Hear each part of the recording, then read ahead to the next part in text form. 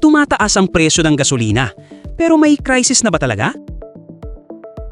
Inutusan ni Ferdinand Marcos Jr. ang pagbuo ng isang crisis committee dahil sa pagtaas ng fuel prices na dulot ng conflict sa Middle East. Nag-utos na po ang Pangulo na maggawa officially ng crisis committee. So hintayin na lamang po natin ang dokumento if-finalize na po. Composed of whom? Pina-finalize pa lang po yung dokumento. So hindi ko po mabibigay muna yung detalye although I have a draft, pero saka na po natin kapag kamo na-finalize na.